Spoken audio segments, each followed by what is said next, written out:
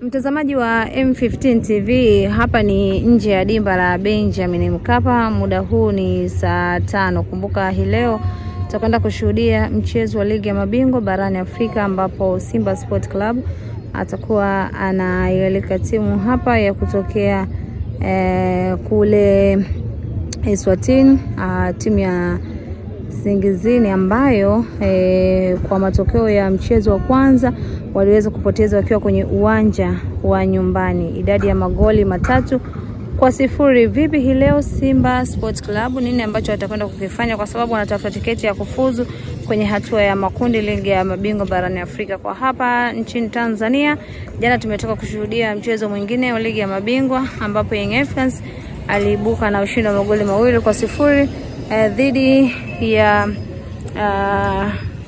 Strikers ambao wanatokea nchini Malawi.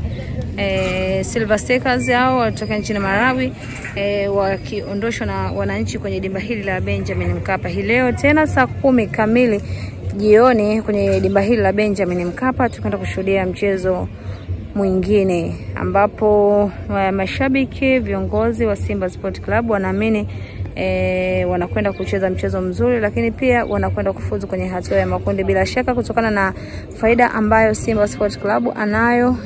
Kushinda kwenye mchezo ugenini ndicho ambacho wanaingia nacho kama faida kwenye mchezo wa leo. Kumbuka historia ya Simba Sport Club kwenye uwanja huu ni historia nzuri, ambapo mara nyingi wamekuwa wakipata ushindi kupitia kwenye dimba hili la Benjamin Mkapa. Muda huu mashabiki bado hawajaanza kuingia uwanjani, na ndivyo ambavyo nje ya uwanja kinachoonekana bado ni mapema kabisa, huwezi ukazungumza kwa sababu mchezo utakuwa saa 10 kamili kwa saa za hapa nchini Tanzania.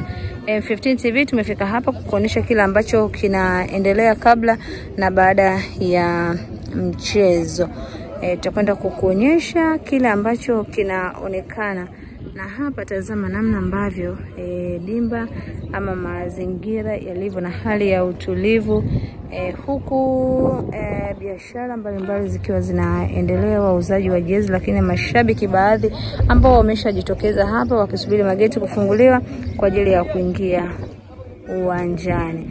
Na muda huu M15 TV tunakupitisha kukuonyesha kile ambacho kinaendelea kabla, lakini pia baada ya mchezo huu tutarudi tena kuzungumza kile ambacho kimetokea.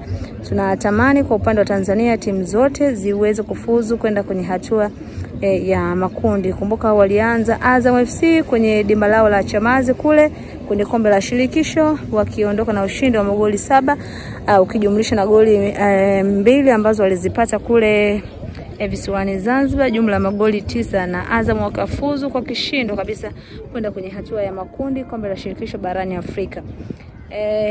Jana pia tumeshuhudia Young Africans na Silver Strikers hapa, lakini pia Singida wakicheza na wao kule kwenye dimba la Chamazi na kuweza kuibuka na ushindi wa magoli 3-1 na kuweza kufuzu 1-1 kwenye hatua ya makundi kwa mara ya kwanza. Azam FC pamoja na Singida Black Stars kwenye msimu wa 2025-2026 zinafuzu kwenda kwenye hatua ya makundi. Kilichobakia ni mnyama Simba tu, ambaye na yeye bila shaka hatuna wasiwasi wowote kutokana na faida ya magoli ambayo aliyapata kule ugenini. Leo tena atashuka dimbani hapa kwa ajili ya kuwakabili Singizini ya kutokea kule Eswatini. Tuko hapa kwa kuonyesha, lakini tazama kile ambacho kinaendelea, lakini mazingira ya hapa nje ya dimba la Mkapa yanavyoonekana, huku biashara mbalimbali zikiwa zinaendelea muda huu kabla ya mchezo husika. Kaa karibu na M15 TV ili uweze kupata taarifa na habari mbalimbali za kimichezo ambazo tunakuletea kila siku. Majina yangu ni Memorasia Sylvester na hii ni M15 TV.